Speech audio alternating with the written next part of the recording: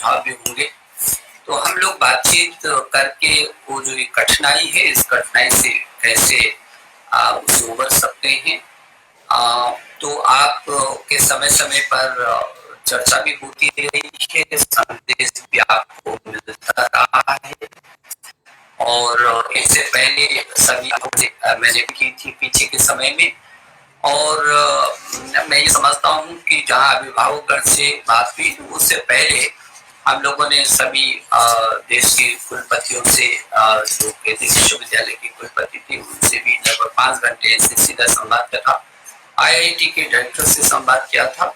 तो लगभग हम लगातार संवाद भी करते जा रहे हैं और मेरे मन में आया कि क्योंकि आप भी ऐसी कठिनाई से होकर के गुजर रहे हैं और आप क्या हर व्यक्ति, देश और देश की पूरी दुनिया, आप सबको मालूम है कि पूरी दुनिया से गुजर रही है और किसी ने सोचा भी नहीं होगा कि पूरी दुनिया को कोरोना की इस मतलब की चपेट में आना पड़ेगा और दुनिया के बड़े से बड़े देश, छोटा देश इस समय बेहद नाजुक स्थिति से गुजर रहा है और हिंदुस्तान भी उसे छूटा नहीं है। लेकिन हमारा सौभाग्य है कि हमारे देश के प्रधानमंत्री जी ने समय रहते हुए ऐसे निर्णय लिए जिससे कि आज 130 करोड़ लोगों का ये देश, जो दुनिया का सबसे बड़ा लोकतांत्रिक देश है, ये देश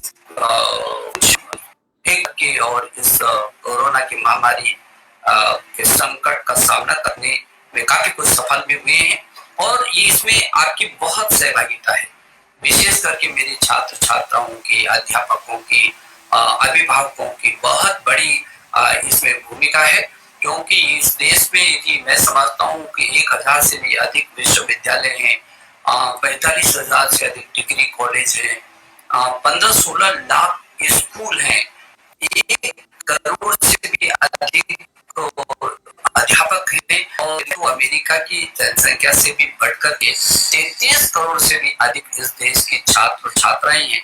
तो स्वाभाविक ही है कि इतना बड़ा परिवार, दुनिया का सबसे बड़ा परिवार है ये शिक्षा का और इसलिए छात्र छात्राओं ने जिस तरीके से पूरी ताकत के साथ सहमित होकर के जो प्रधानमंत्री जी के आह्वान का पूरे देश ने एकजुट होकर के और संगठित होकर के ये दिखाया है कि नहीं, देश पर, व्यक्ति पर, समाज पर कभी भी कोई संकट आएगा तो पूरा देश उस संकट से निपटने के लिए खड़ा है। और आपने बड़ी देश के सभी छात्र छात्राओं का इस दिशा में आभार भी प्रकट करना चाहता हूँ, धन्यवाद भी देना चाहता हूँ कि न केवल आपने अपने को सुरक्षित रखा है बल्कि अपने पूरे परिवार को भी इस महामारी से बचा करके रखा हुआ है। मैं आगे भी अनुरोध करूंगा कि आप इसी तरीके से, क्योंकि कुछ समय का संकट है, ये परेशानी कुछ दिनों की परेशानी है, यदि इस परेशानी का हमने ठीक से मुकाबला कर लिया तो जीवन बचेगा और राष्ट्र फिर प्रगति के शिखर को चूमेगा। और इसलिए ये चुनौती हम सब के सामने कि जिस तरीके से योद्धा के रूप में आदि चुनौती को मुकाबला कर रहे हैं और वो योद्धा जो प्रत्यक्ष रूप में, चाहे वो डॉक्टर हो, नर्स हो, सफाई कर्मी हो, सुरक्षा कर्मी हो, तमाम लोग, स्वयंसेवी संगठन हो, जो पूरी योद्धा की तरह करने के लिए जुटे हुए रात दिन एक कर रहे हैं, उनका भी हम समय समय पर अभिनंदन करें, ये भी मेरा आपसे अनुरोध है। और मुझे भरोसा है कि आप इस दिशा में सक्रिय भी होंगे, सजग भी होंगे और आप उतने ही संवेदनशील भी होंगे। मैं आपकी कठिनाइयों को समझ सकता हूँ, इसलिए मैंने पिछली बार सभी अध्यापक गण से, अभिभावक गण से मैंने अनुरोध किया था कि वो आपकी मदद करें कि आप घर पर मुक्त तरीके से रह सके, ज्यादा तनाव से होकर न गुजरें। और हमने कोशिश की कि ऐसे वातावरण में जहां आपको लगेगा कि अब समय बढ़ रहा है तो हमको कुछ न कुछ करने को चाहिए, तो हमने कुछ ऑनलाइन यथासंभव कोशिश की कि हम आपको ऑनलाइन कुछ पाठ्यक्रम उपलब्ध करा सकें। तो मैं समझता हूं कि अब मैं सीधे आपके साथ संवाद कर रहा हूं, मुझे अच्छा लग रहा है कि पूरे देश के छात्र जुड़े हैं। तो मुझे बताया गया कि जगह जगह से सूचनाएं आ रही है कि अभिभावक गण भी हमसे जुड़े हैं और बहुत सारे अध्यापक गण भी हमसे जुड़े हुए हैं। तो मैं यदि सवाल शुरू करूं आपके सवालों का जवाब देना या आपके कुछ सुझाव, तो मैं शुरू करता हूं क्योंकि अभी मेरे सामने शुभम जो नई दिल्ली से ही है। शुभम ने कहा कि लॉकडाउन अवधि के दौरान होने वाली शैक्षणिक हानि से निपटने के लिए सरकार सीबीएसई की क्या तैयारियां हैं और क्या उनकी योजना कटौती करे। शुभम, जो आपको मालूम है कि सीबीएसई की ने जो निर्णय लिया था, वो सीबीएसई में ये निर्णय लिया गया था कि जो 1 से लेकर के और 8 तक इनको पदोन्नत कर दिया जाएगा और साथ में जो 9वीं है और 11वीं की कक्षा है उसको आंतरिक मूल्यांकन के आधार पर उनको भी पदोन्नति दी जाएगी दूसरी कक्षा में उनको के आधार पर। और जहां तक पेपर्स बच गए थे उनके और इंटर के जो बचे हुए प्रश्न पत्र हैं उनके बारे में ये कहा गया कि वो जब स्थिति सामान्य होगी तो उनकी परीक्षाएं कर दी जाएंगी। तो मैं ये समझता हूँ कि जो आपने कहा कि क्या तैयारी करनी चाहिए, किन परीक्षाओं की तैयारी करनी चाहिए और प्रवेश परीक्षा के लिए मुझे किस प्रकार तैयारी करनी चाहिए, क्योंकि आपने कहा कि मेरे को 9वीं में और 10वीं में और 11वीं में और 12वीं में आपके स्वाभाविक की है आपकी जिज्ञासा। तो मैं ये समझता हूँ कि सीबीएसई बोर्ड ने जो निर्णय लिया तो सब आपके सामने है और जहाँ ये जो परीक्षाओं की कॉपियां हैं उनको भी उनकी जांच का काम बहुत जल्दी शुरू हो रहा है। सीबीएसई उसकी पूरी तैयारी कर रही है। भव्या, जी भव्या बताइए क्या कह रही हैं आप? मेरा मार्गदर्शन करें कि प्रवेश परीक्षा के लिए मुझे किस प्रकार तैयारी करनी चाहिए और मेरे पास अध्ययन सामग्री नहीं है और कोचिंग सेंटर भी बंद है। भव्या, आप 11वीं कक्षा की मध्य प्रदेश की छात्रा हैं और आप कह रहे हैं कि प्रवेश परीक्षा की क्या तैयारी करनी है और आपके पास कक्षा की आप छात्र हैं। मुझे भरोसा है कि 11वीं की आप छात्र हैं तो आपका परीक्षा परिणाम आपके पास आ गया होगा, जरूर आप पास हो गएंगे, मेरी आपको शुभकामना। लेकिन आप कह रही हैं कि आपके पास सामग्री नहीं है। आपको तो सब मालूम है कि हमने ऑनलाइन पोर्टल पर स्कूली शिक्षा में दीक्षा है, दीक्षा पोर्टल पर आपको पर्याप्त सामग्री मिल रही है और यदि मैं कहूंगा कि दीक्षा पर 80,000 से भी और भी सवाल ऐसे आए हैं, मैं उन सभी के सवालों का भी और जिनके मन में ऐसे प्रश्न होंगे कि किस तरीके से है और कहाँ से सामग्री हमको मिले, तो मैं स्कूली शिक्षा के लिए विशेष करके कहना चाहता हूँ कि दीक्षा पोर्टल पर हमारे पास 80,000 से भी अधिक पाठ्य सामग्री है और वो कई भाषाओं में भी है। तो आप उसका उपयोग कर सकते हैं और अभिभावक कर सकते हैं, अध्यापक कर सकते हैं और आप उसका उपयोग कर सकते हैं। और इतना ही नहीं, तो जहाँ दीक्षा पोर्टल हमारा बहुत एक्टिव है, विभिन्न राज्यों ने उस पोर्टल पर अपनी भी सामग्री डाली है उस दीक्षा पोर्टल पर। वही ई पाठशाला जो हमारे एनसीईआरटी ने बनाया है, पाठशाला बहुत बड़ा पाठ्यक्रम है और बहुत आकर्षक पाठ्यक्रम है, कई भाषाओं में है। और यदि मैं ई पाठशाला की आपको बात करूं तो वो 1 से लेकर के 12वीं कक्षा तक के संपूर्ण पाठ्यक्रम सामग्री उसमें है, जिसमें वीडियो 2000 तो उसमें वीडियो है, 1886 उसपे ऑडियो है और ई बुक 996 से भी अधिक उसपे ई बुक है। तो मैं ये समझता हूँ कि ये दो के अलावा यदि मैं आपको ये कहूँ कि मुक्त शैक्षणिक संस्थानों का राष्ट्रीय भंडार जो हमारे पास वो प्लेटफॉर्म है, उसको भी आप देखेंगे तो 14,000 से भी अधिक तो उसपे फाइलें हैं और उन 14,000 फाइलों में 401 तो संग्रह है, दस्तावेज 2780 दस्तावेज हैं, 6000 से भी अधिक वीडियो हैं, 1,500 से भी अधिक उसपे ऑडियो है और 2500 से भी अधिक उसमें खूबसूरत तमाम प्रकार के चित्र हैं जिसका आप उपयोग कर सकते हैं। और इतना ही नहीं तो संवादात्मक जो शैली में है उसके भी टुकड़े हैं, 1,500 से भी वो अधिक टुकड़े हैं। तो मैं ये कहूंगा आपको कि आपके पास पढ़ने की कोई कमी नहीं है। आप उस पोर्टल पर जाकर के अपने प्रकार की सामग्री को आप कर सकते हैं और आपको पूरी मदद मिलेगी। जी विकास उत्तराखंड से है और विकास जी, मैं अर्थशास्त्र में स्नातक की पढ़ाई कर रहा हूँ। कृपया हमें बताएं कि कॉलेज कब खुलेंगे, कक्षाएं कब प्रारंभ होंगी। आप स्नातक की पढ़ाई कर रहे हैं, अर्थशास्त्र में हैं और आपको कल परसों में जो हमने शैक्षणिक कैलेंडर जारी किया है उच्च शिक्षा का, बहुत सारे मेरे युवाओं के होंगे जो उच्च शिक्षा में अध्ययनरत हैं।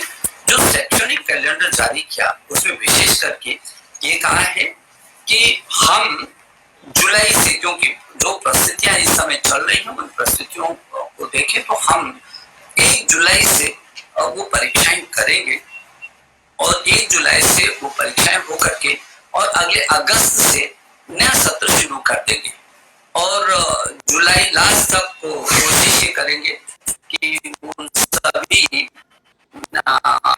प्रश्न पत्रों का, सभी कक्षाओं का परीक्षा परिणाम भी घोषित हो। साथ में ये भी कहा है सारे देश के, चाहे हमारे कुलपतिगण हैं, सभी महाविद्यालय और सभी शिक्षा विभाग, उनसे ये अनुरोध किया है कि वो ये भी देखें कि किस स्थान पर क्या परिस्थितियां हैं। यदि ये लगता है कि जुलाई में भी कुछ ऐसे स्थान हैं जो अभी इस त्रासदी से उबर नहीं पाए हैं, तो उनके लिए विशेष प्रावधान हमने किया है। और उसके लिए विशेष प्रावधान ये क्या है, जो रेड जोन से उबर नहीं पाएंगे उनके लिए जो सेमेस्टर सिस्टम पहले वर्ष का उसका मूल्यांकन करके उसको उत्तीर्ण करेंगे, जो दूसरे, तीसरे, चौथे, पांचवें वर्ष का होगा फाइनल परीक्षा तो हम परीक्षा करेंगे, लेकिन उसके बीच के जो भी सेमेस्टर होंगे उसमें उस वर्ष का 50% का आंतरिक मूल्यांकन प्लस उससे पहले की जो क्लास में उसके जितने अंक आए उसका औसत मूल्यांकन करके उसको हम पदोन्नति देंगे और अंत में हम लोग उसके बारे में निर्णय लेंगे, उसको उसका रिजल्ट घोषित करेंगे और अलग से हर विश्वविद्यालय यूजीसी ने एक टास्क फोर्स, कोविड-19 टास्क फोर्स बनाया है और उसके तहत हर विश्वविद्यालय को कहा है कि वो एक ऐसा प्रकोष्ठ गठित करे जहां सब छात्रों की किसी भी प्रकार की यदि कोई समस्या है तो समस्या उस पर जाए और उसका तत्काल वो समाधान करे। तो मैं समझता हूँ आपको, आप सहित सारे जितने भी मेरी उच्च शिक्षा के छात्र छात्राएं हैं उनको ये कैलेंडर और जितना भी है तो आप यूजीसी की साइट पर जाकर वो सब सूचना। अश्वनी जी उत्तर प्रदेश फर्रुखाबाद से। जी अश्वनी जी, आप कह रहे हैं कि ग्रामीण क्षेत्रों से संबंध रखने वाले कई विद्यार्थियों को लॉकडाउन के कारण होने वाले नेटवर्क की परेशानी है और अधिकांश छात्र छात्र की सामग्री छूट गई है और उनके लिए उपाय बताएं। आपकी दूसरी समस्या, आपने कहा कि विद्यार्थियों को जो लॉकडाउन करने के कारण और नेटवर्क की परेशानी है और कुछ छात्र ऐसे होंगे जो कह रहे हैं कि उनका छात्रावास में किसी पठन सामग्री, जब आप गए होंगे तो जो अपना पाठ्यक्रम तो साथ लेकर के गए ही होंगे और नहीं तो अब सब दुकानें भी खुल गई हैं और आप जरूर उन किताबों को ले लीजिए। जहां तक नेटवर्क की आपने बात की, बात सही है, दूरस्थ ग्रामीण क्षेत्र में कई बार नेटवर्क नहीं आ पाता है, थोड़ा सा कठिनाई होती है, लेकिन उसके लिए तो आपको मालूम है हम लोगों ने कई प्रकार के विकल्प दिए जिसकी मैं अभी बात कर रहा था, दीक्षा, और जो स्कूली शिक्षा के लिए दीक्षा, दीक्षा के साथ साथ तो ये पाठशाला अन्य चीजें हैं, वही आप लोगों ने कोशिश की कि स्वयं और स्वयं प्रभा।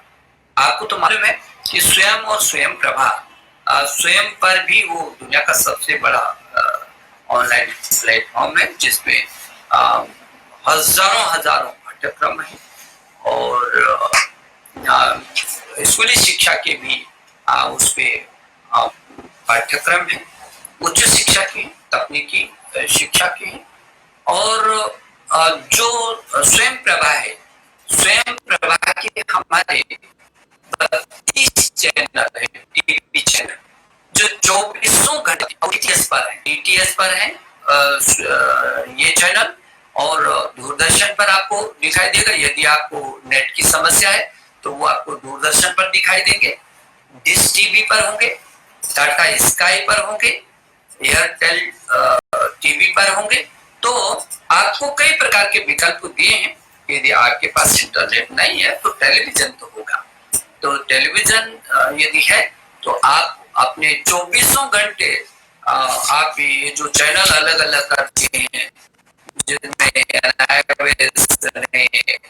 तमाम पाठ्यक्रम दिए हैं, बोर्ड ने अपने दिए हैं, जिसमें एनसीईआरटी ने तमाम अपने पाठ्यक्रमों को डाला है, तो आपके लिए किसी प्रकार की कोई कठिनाई नहीं होगी। मेरी शुभकामना कि आप उसका पूरा उपयोग करेंगे।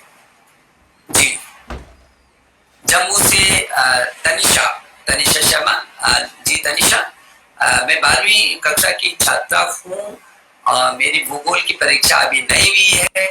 हर पल 24 घंटे घर पर साथ रहने वाली मेरे माता पिता मुझे पढ़ाई के लिए कह रहे हैं। मैं पहले से 4 बार उसको पढ़ चुकी हूँ, मुझे बहुत चिढ़ हो रही है। तनिषा के भी माता पिता मुझे सुन रहे होंगे, तो प्लीज मैं आग्रह कर रहा हूँ कि तनिषा को बहुत दबाव न दे। और तनिषा, तुमने 3-4 बार पढ़ लिया तो और चीजों को पढ़ो, तो मैं भरोसा है कि एक विषय आपका रह गया उसको तुम अच्छी तरीके से कर लोगी।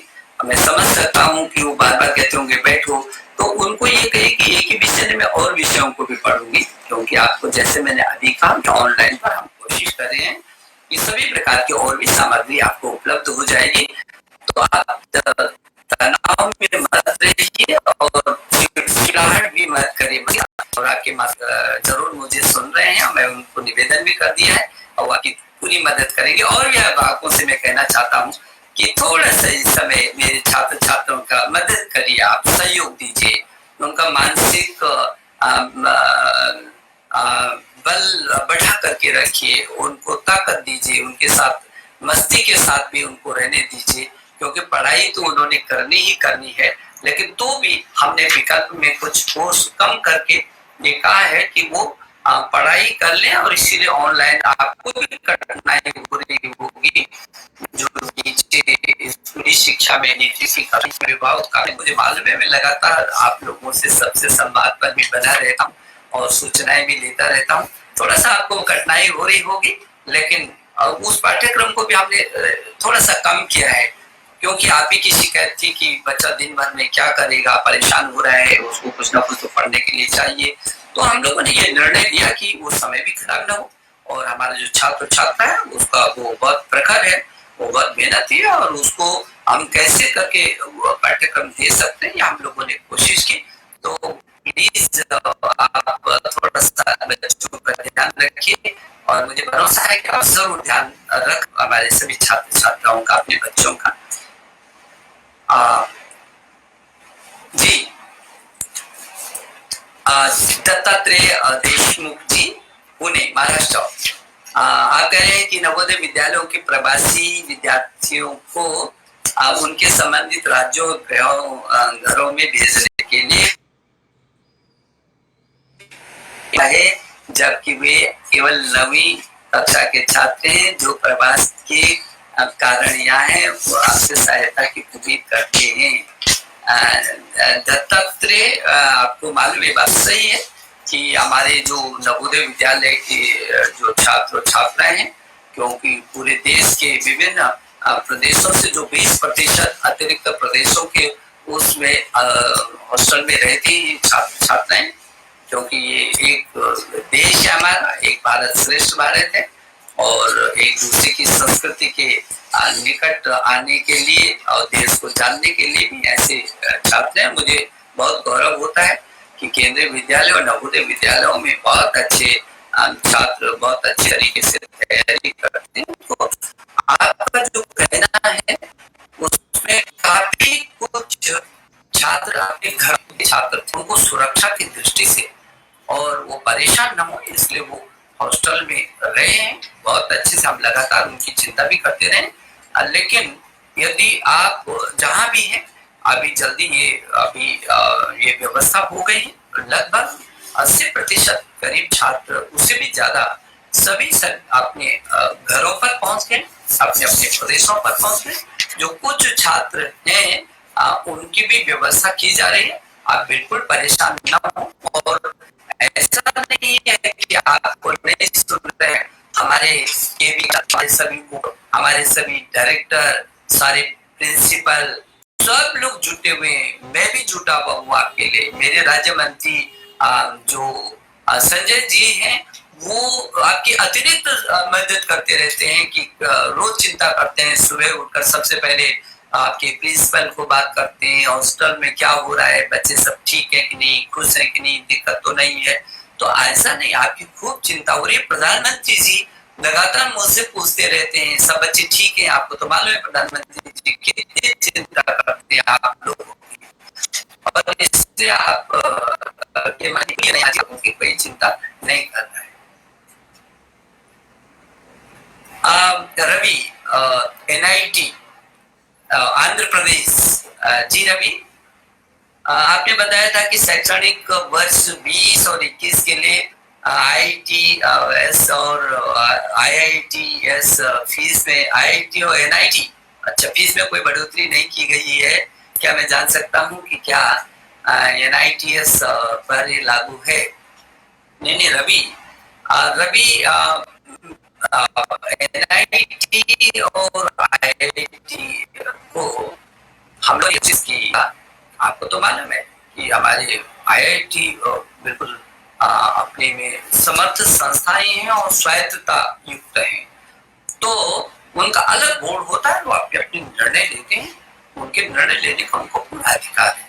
तो भी हमने सभी NIT को और सभी IIT को ये कहा है कि ये जो महामारी है, इस महामारी के चलते वो ये कोशिश करें, हर हाल में कोशिश करें कि जो प्रत्येक वर्ष वो फीस को बढ़ाते हैं वो फीस ना बढ़ाए।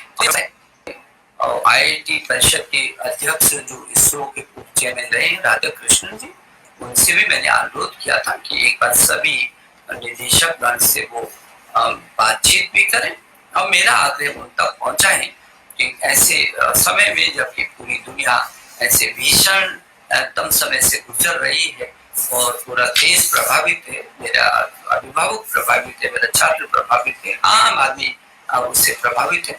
तो ऐसे वक्त में इस वर्ष जो प्रतिवर्ष फीस की बढ़ोतरी करते हैं, तो मैंने कहा था कि इस वर्ष ये बढ़ोतरी तो मुझे होगी और ये कोशिश करें कि वो जो हर वर्ष फीस को बढ़ाती उस फीस को इस सत्र में न बढ़ाए।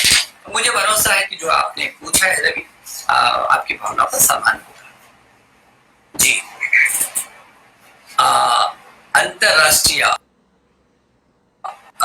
छात्र UAE से पंकज कवातरा। जी पंकज, 12वीं कक्षा का छात्र हूँ और मैं UAE में पढ़ता हूँ। मैं जानना चाहूंगा कि क्या CBSE अंतरराष्ट्रीय छात्रों को कम करने वाला है, क्योंकि भारत में अन्य देशों की तरह संयुक्त अरब अमीरात जैसे देशों में कोरोना वायरस के कारण लॉकडाउन सितंबर तक है। इससे शिक्षकों के लिए और साथ ही छात्रों के अध्ययन के लिए निर्धारित पाठ्यक्रम का अंश पूरा करना बहुत कठिन है। UAE से मैं आपका स्वागत कर रहा हूं। मुझे इस बात को कहते हुए खुशी है कि हमारे सीबीएसई के पूरी दुनिया में लगभग 25 देशों के हजारों विद्यालय हैं अच्छे देशों में। और जैसे वो एक बहुत एक उत्सुकता का भी और एक गरिमा का बोर्ड है, और उसी बोर्ड से आप भी वहाँ पर यूए में पढ़ रहे हैं। अभी आपने सुना होगा मुझे कि सीबीएसई ने जो निर्णय लिए हैं, सीबीएसई बोर्ड है हमारे, वो निर्णयों को आप अवगत हो गए। लेकिन हाँ, आपने कहा है कि सितंबर तक वहाँ पर लॉकडाउन हो गया है, और अब कैसे करके वो करेंगे। हम लोग एक कोशिश करेंगे एक बार सीबीएसई बोर्ड के साथ बैठ करके दुनिया में तमाम जो हमारे विद्यालय सीबीएसई बोर्ड के उनकी क्या और ले। लेकिन आपको तो मालूम है कि हम लगातार ये जो पाठ्यक्रम है हमारे अध्यापक को रेगुलर पढ़ा रहे हैं, और जो भी पाठ्यक्रम रह गया है उसको पूरा कर रहे हैं। तो आप कोशिश करिए कि आप अपने आपके अध्यापक गण भी मुझको जरूर सुन रहे होंगे, और सीबीएसई बोर्ड के चेयरमैन भी सुन रहे होंगे, और मेरे सभी अधिकारी भी मेरे साथियों की जुड़े हैं, वो भी मेरे को यहाँ पर सुन रहे होंगे। तो मैं उनसे भी कहूंगा कि जो आपकी भावनाएं हैं उसका सम्मान करेंगे, और जल्दी से जल्दी इस बारे में जो मेरे विदेशों में सीबीएसई बोर्ड उनके बारे में, उन अलग अलग देशों की अलग अलग स्थितियां हैं, उन अलग अलग देशों में अलग अलग स्थितियों में क्या निर्णय लिया जा सकता है, उस देश के राजदूत के साथ बात करके, वहाँ के शिक्षा मंत्री के साथ में स्वयं बात करके वो क्या हम कर सकते हैं। यूएई के शिक्षा मंत्री जी का अभी कुछ दिन पहले मुझे दूरभाष पर चर्चा हुई थी, और उन्होंने कहा था कि हमको कुछ मदद चाहिए, ऑनलाइन मदद चाहिए, जिसमें हमने उनको कहा कि स्वयं प्रभा है, तमाम प्लेटफॉर्म है, वो अपने देश के लिए, अपने छात्रों के लिए उसको उपयोग उनसे बातचीत हुई। लेकिन जो आप कह रहे हैं केवल यूएई नहीं है, बल्कि और भी देश है, उनके साथ में मिलकर के इसका समाधान करेंगे। मेरी शुभकामना, आप सुरक्षित रहें वहां पर। जी तनिशी यादव, तनिशी क्या कहना है? मुझे एनसीईआरटी की किताब नहीं मिल रही है, हमने गृह मंत्रालय से आग्रह। आपको एनसीईआरटी की किताब क्यों नहीं मिल रही है? किताबें तो सब जगह पहुंच रही है। और मैं एक बार आज ही क्योंकि गृह मंत्री जी से हमने अनुरोध किया था, और मैं उनका आभार प्रकट करना चाहता हूँ कि गृह मंत्री जी ने तत्काल निर्णय लिया और कहा कि नहीं, मेरे छात्र छात्राओं को सबसे पहले पुस्तकें मिलनी चाहिए। और हम लोगों ने जो पुस्तकों की दुकानें थी उसके खोलने के माननीय गृह मंत्री अमित शाह जी ने बाकायदा निर्देश जारी किए गृह मंत्रालय से। और जितनी मेरे को जानकारी है कि सभी जगह किताबें उपलब्ध हो रही है, मिल रही है। लेकिन हाँ, सामाजिक दूरी ये बहुत अपनी सुरक्षा के लिए, अपने परिवार की सुरक्षा के लिए।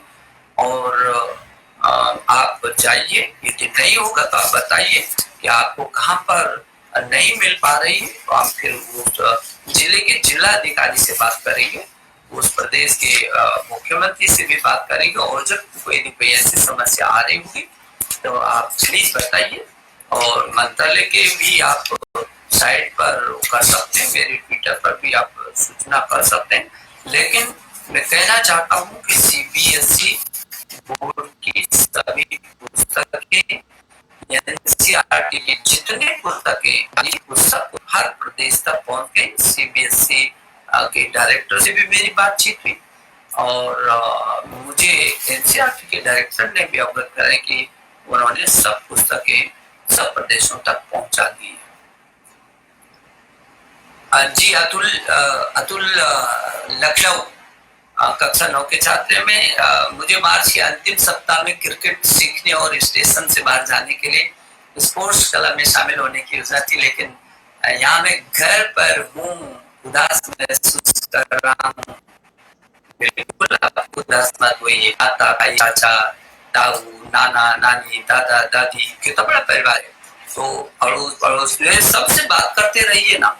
और ये तो कैसा अवसर है, बहुत अच्छा अवसर है, इतना अच्छा अवसर है ये। आप पुरानी कहानियों को सुनिए, आप अपनी डायरी जरूर लिख रहे होंगे। मैं छात्रों से अनुरोध करूंगा कि ये 100 साल के बाद इतना बड़ा संकट आया है। 1918 में पहली बार हुआ था जब सारा विश्व ऐसे महामारी को उसने झेला था। और जहाँ तक मेरी जानकारी है कि लगभग उसमें 500 लोगों की हुई थी और अकेले हिंदुस्तान में लगभग 2 करोड़ लोगों के मरने की सूचना मेरी जानकारी में ऐसा है। तो वो 100 साल के बाद इतनी बड़ी महामारी आई है। अपने स्वास्थ्य से, अपने जीवन से बिल्कुल खिलवाड़ किसी को भी नहीं करना है, न परिवार को संकट में डालना है। कुछ दिन का ये समय है। कठिनाई जरूर, जब कोई संकट आता है तो कठिनाई के लिए तो आता है, उस कठिनाई में बचना पड़ता है, उसको ताकत के साथ उसका कठिनाई का मुकाबला करना पड़ता है। तो मेरा अनुरोध रहेगा कि आपको पढ़िए। और पुस्तकों का अभी कुछ दिन पहले हम लोगों ने माई बुक माई फ्रेंड ये भी कहा था कि सबसे ज्यादा मित्र हमारी पुस्तक हमारी होती है। तो आप अपनी सबसे अच्छा मित्र चुने इस बीच। तो मुझे भरोसा है कि आपने भी अपना सच्चा मित्र चुना होगा और उसको फोटो के साथ मेरे ट्विटर पर उसको करिए, ताकि मैं भी जानूं कि आपने कौन सा मित्र अपना बनाया है पूरे देश के। वो चाहे नेता हूँ, अभिनेता हूँ, प्रशासनिक सेवा के हूँ, आपने मित्र को इस बीच चुना। मुझे खुशी है कि सब लोगों ने सबसे पहले अमिताभ बच्चन जी ने उस अपनी पुस्तक के साथ हमको टैग किया था और कहा था कि मैंने अपने मित्र को चुन लिया है निशंक जी, और ये मित्र है मेरा। मुझे अच्छा लगा। और सारे लोगों ने, शिक्षाविद हो, छात्र हो, वैज्ञानिक हो, राजनीतिक क्षेत्र के लोग हों, सभी छात्र छात्राओं ने छोटे छोटे वीडियो तक भी मुझे भेजे हैं कि हमने ये पुस्तक है और इसको हमने अपना मित्र बनाया है और इसमें हम अपने मित्र को हमेशा साथ रखेंगे। तो मुझे खुशी है कि उन्होंने इस अभियान में बहुत अच्छी तरीके से अपने को जोड़ा है और अभी ये अभियान जारी है। आप और लोगों को भी कह सकते हैं, आप भी जो है इस बीच बहुत अच्छी सी किताब जरूर पढ़ेंगे, मुझे ऐसा भरोसा है। जी, जय मिश्रा पुणे जी। मानव संसाधन विकास मंत्रालय कोविड महामारी के कारण उत्पन्न हुए शैक्षणिक अंतराल को पाटने की किस प्रकार योजना बना रहे हैं? संकट काल समाप्त होने पर आप शिक्षा का क्या भविष्य देखते हैं? आपने कहा कि इस महामारी के कारण उत्पन्न जो शैक्षणिक अंतराल है पाटने में मंत्रालय क्या कर रहा है? जय, आपको तो मालूम है, अभी मैंने कुछ समय पहले से ये कहा है और लगातार कहा है कि उसको पाटने के लिए हमने कई प्रकार से स्कूली शिक्षा में, तकनीकी शिक्षा में, उच्च शिक्षा में और विभिन्न प्रकार की शिक्षा में कौन कौन क्या क्या कर सकता है, इसमें एक तो हमने उसमें प्रतिस्पर्धा करवाई है। पाठ्यक्रम के लिए जो जैसे उच्च शिक्षा में काफी कुछ पाठ्यक्रम हो गया था, लेकिन जो बचा हुआ था वो आप इंजीनियरिंग स्नातक है ना, तो आप हम उसके लिए भी अलग से गाइडलाइन जारी की और एक हेल्पलाइन अलग से इंजीनियरिंग के छात्रों के लिए बनाई है।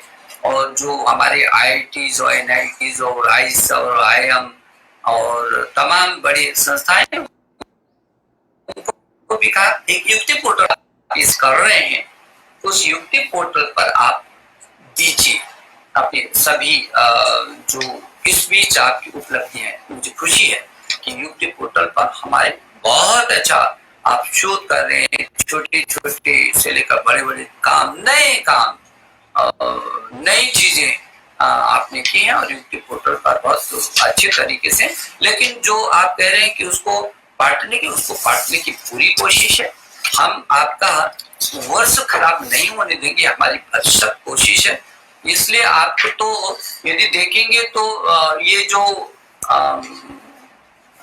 स्वयं है स्वयं पर 1900 पाठ्यक्रम, लगभग 2000 पाठ्यक्रम में, और कितना उस पर आपके लिए सामग्री है। एआईसीटी ने बहुत अच्छे तरीके से बहुत सारी चीजों को इंजीनियरिंग के छात्रों के लिए किया है।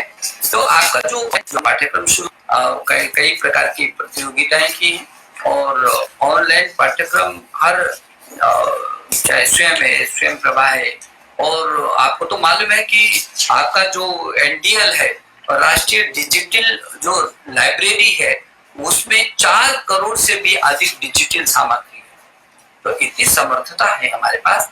मुझे भरोसा है कि आप उसका उपयोग कर रहे होंगे, और आप इसकी चिंता मत करिए। हम समय को कोशिश कर रहे हैं कि हम किसी तरीके से वो जो समय है उसको हम पार।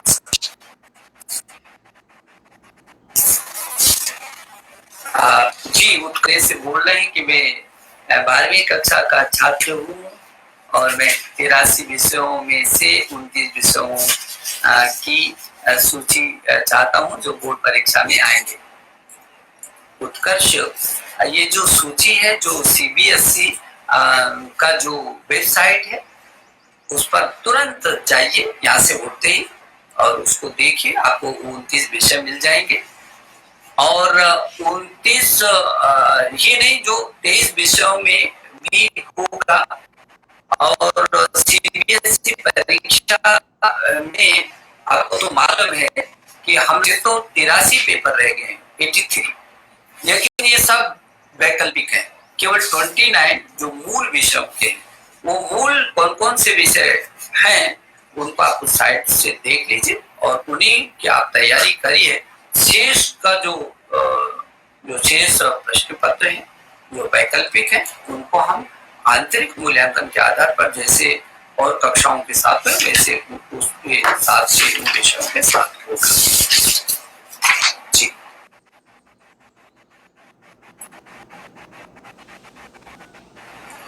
जी, सुभाष सुभाष कक्षा में पढ़ता हूँ। मेरा सेंटर उत्तर पूर्वी दिल्ली में है। मैं पहले ही अर्थशास्त्र और राजनीति विज्ञान की परीक्षा में सम्मिलित हो चुका हूँ, लेकिन आज के नोटिस के अनुसार 2 परीक्षाएं भी फिर से आयोजित की जाएंगी। क्या मुझे इन दोनों परीक्षाओं में फिर से सम्मिलित होने की जरूरत? सुभाष, कोई जरूरत नहीं है।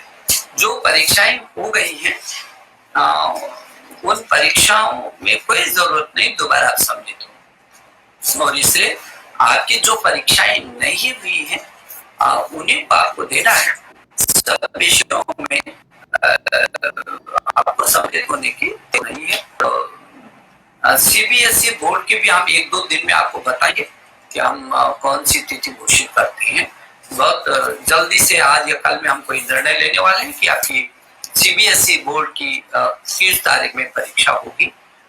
ये भी जल्दी से आपको पता चल जाएगा। जी, सुदर्शन, साहिल साहिल बताइए, भोपाल से एमएससी गणित में है आप। सरकारी कॉलेज से संबंधित परीक्षाओं का क्या होगा? ऑनलाइन कक्षा की उपलब्धता नहीं है, और यहाँ तक कि पाठ्यक्रम 50% में हम परीक्षा नहीं दे सकते हैं, और यहाँ तक कि कॉलेज भी इस संबंध में कोई प्रतिक्रिया नहीं दे रहा है। मुझे आपके कॉलेज को कहना है कि वो आपको जरूर इसका सुझाव दे, साहिल। और आपको मैंने पहले भी कहा कि जो पाठ्यक्रम 50 से 60% विश्वविद्यालयों के हो गए, जो से 40 से 50% पाठ्यक्रम उनके शेष है, उन पाठ्यक्रमों में भी वो ऑनलाइन किसी तरीके से वो पढ़ा रहे हैं। और जैसे कि छात्र हो सकता है कि स्मार्ट नहीं है, हमारे पास नेट नहीं है, तो मैंने अभी कहा है कि आपके पास 24 घंटे के 32 चैनल है, टीवी चैनल है, उसका पूरा उपयोग करिए। और आपके अध्यापक गण, मुझे भरोसा है कि वो अपने पाठ्यक्रम को पूरा कर रहे हैं, क्योंकि कल ही यूजीसी के चेयरमैन साहब ने मुझे रिपोर्ट की है कि अध्यापक पूरे जो बचा हुआ जो पाठ्यक्रम है उसको ऑनलाइन किसी तरीके से वो करने में पूरा कर रहे हैं। तो भी शायद यदि कोई ज्यादा कठिनाई होगी विश्वविद्यालय में यह पोस्ट गठित हो गया होगा, और यदि वहां से भी आपको ऐसा लगेगा कि उसको अभी आपको और कुछ जानकारियां चाहिए, तो विश्वविद्यालय अनुदान आयोग यूजीसी में एक टास्क फोर्स हमने बनाई है। उस टास्क फोर्स में आकर आप अपनी बात को रख सकते हैं और आपकी समस्या को निदान करें। जी लवप्रीत कौर जालंधर मेडिकल से जुड़ी है। सर आपसे निवेदन है कि कृपया जी में करें ताकि हम उचित रूप से और उस तिथि के अनुसार अध्ययन कर सकें। लॉकडाउन के कारण कोचिंग सेंटर बंद होने से हमारी पढ़ाई का नुकसान भी हो रहा है। एक बात तो सही है, नुकसान तो पूरी दुनिया का हो रहा है। लवप्रीत, मैं समझता हूँ कि इस समय ये कोचिंग सेंटर इसलिए बंद है कि उससे और परेशानियां खड़ी होती और उससे सभी लोग प्रभावित हो रहे हैं। ये बात सही है, लेकिन जैसे मैंने पहले कहा कि हमारे प्रधानमंत्री ने कहा जान है तो जहान है, और जिंदगी को बचाने का पहला हमारे पास उसके सामने और कोई सारे चीजें बात क्या है। और जो चुनौती है इस समय जिंदगी को बचाने के, समाज को बचाने के, परिवार को बचाने के, देश को बचाने की है। तो ऐसी परिस्थिति में आप तैयारी नहीं कर पा रहे होंगे, घर में वो तैयारी कर सकती हैं। आप बहुत सारे छात्र छात्र हैं जिन्होंने कोई कोचिंग सेंटर कभी ज्वाइन नहीं किया और उन्होंने बहुत अच्छे अंकों को हासिल किया। लेकिन हाँ, आपका ये कहना है कि जेईई की जो तारीखें हैं वो बहुत सारी सूचनाएं लगातार छात्र और छात्राएं उनके मन में उत्सुकता थी कि ये जेईई की जो परीक्षाएं ये कब होंगी, और पूरे देश से लाखों लाखों छात्र इससे जुड़े हुए हैं। तो मैं उनको कहना चाहता हूँ आपके माध्यम से कि जो जेईई की जो हमारी परीक्षाएं हैं वो हमने तय किया है कि 19 जुलाई 2020 से 23 जुलाई 2020 तक ये जेईई की परीक्षाएं होंगी।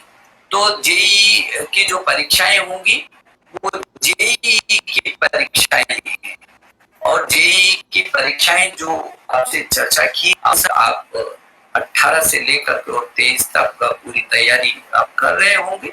और बहुत सारे छात्रों के मन में था कि कब हो रहा है कब हो रहा है, वो आज से ही जुट जाए। और मेरी उनको शुभकामना कि वो बहुत अच्छी तरीके से इस परीक्षा में उत्तीर्ण हो।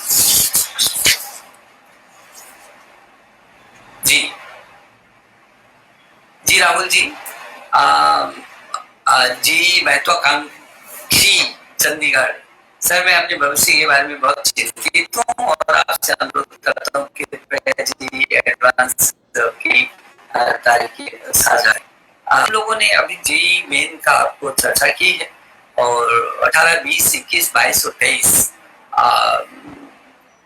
जेईई एडवांस अगस्त में होगा और उसकी तिथि भी हम आपको अवगत कराएंगे। मेरी शुभकामना है कि आप खूब अच्छी तैयारी करें और आप चिंतित मत होइए। ये वक्त आपको मिल रहा है, ये हो सकता है ये वक्त कई बार परेशानियां आदमी को और ऊंचाइयां देने के लिए होती हैं, और आप जो बहुत अच्छे तरीके से इस बीच आप तैयारियां करें और मेरी शुभकामनाएं आपको आपके सभी साथ। बताइए गाजियाबाद से सर कृपया आप हमें एनटीए एसजीसी नेट परीक्षा की अपेक्षित तिथि बता दीजिए ताकि तदनुसार हम परीक्षा आपको मालूम है का केंद्र बन सकेंगे।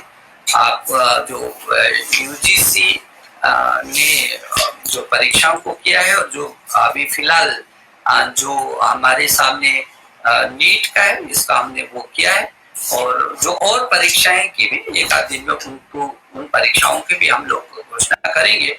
लेकिन ये मान के चलिए कि जून के बाद कभी भी आपको ये परीक्षाओं का समय आएगा, और मई के महीना आपका पूरा है, 15 जून के बाद भी कोई परीक्षाएं हो सकती हैं, लेकिन क्या ये स्थिति होती है, इन स्थितियों को देख करके वैसे निर्णय लिया जाएगा। और मेरी शुभकामना कि आप अपनी पूरी तैयारी करें और तैयारी के साथ साथ आप जब जब भी जो निर्णय होता है उसको आप पूरा कर लेंगे, ज्यादा अच्छा होगा।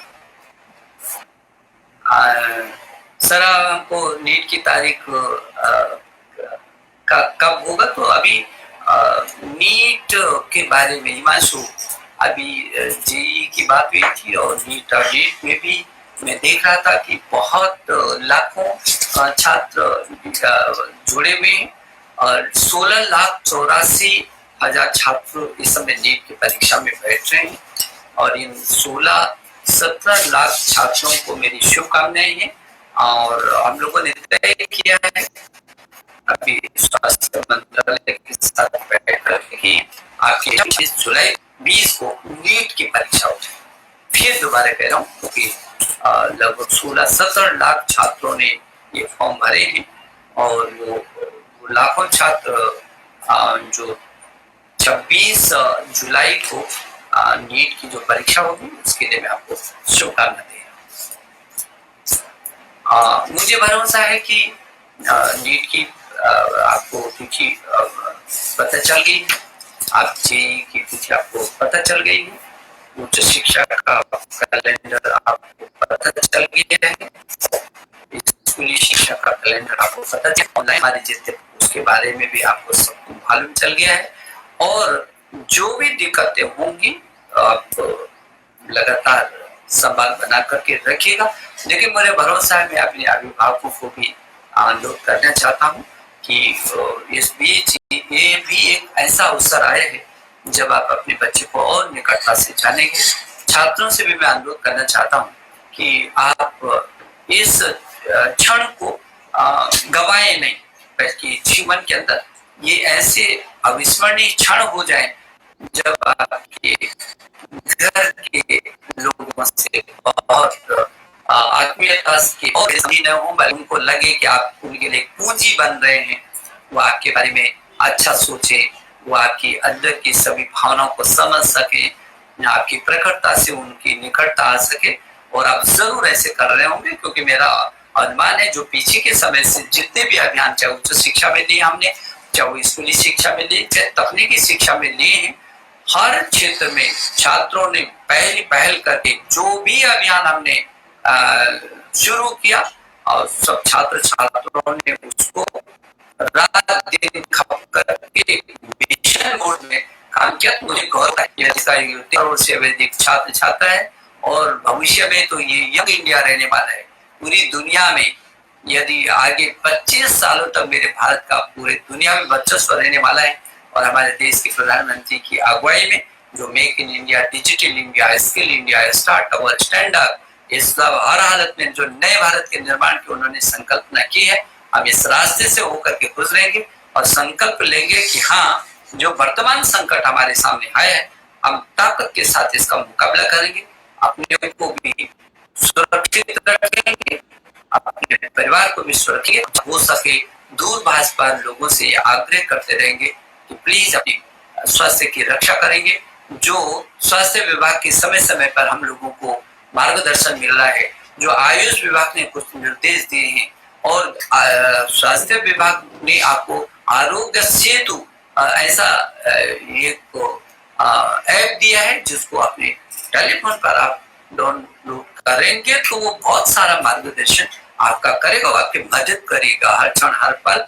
तो मैं एक बार फिर बहुत सारे प्रश्न, मुझे लगता है कि मोटे मोटे जो आपके मन में जिज्ञासा थी, जो सवाल थे, आप इस समय का बहुत अच्छा उपयोग करें। और अभिभावकों को भी मेरा अभिवादन और जो अध्यापक गण भी मुझको सुन रहे हैं उनका भी मैं आभार प्रकट कर रहा हूँ। बहुत मेहनत मेरे अध्यापक गण कर रहे हैं, मुझे मालूम है, और इतने अच्छे से मेहनत कर रहे हैं। मैं आप सबको एक बार फिर छात्र छात्रों आप सबको मैं एक बार आभार कर रहा हूँ और बहुत बधाई देता हूँ कि आपने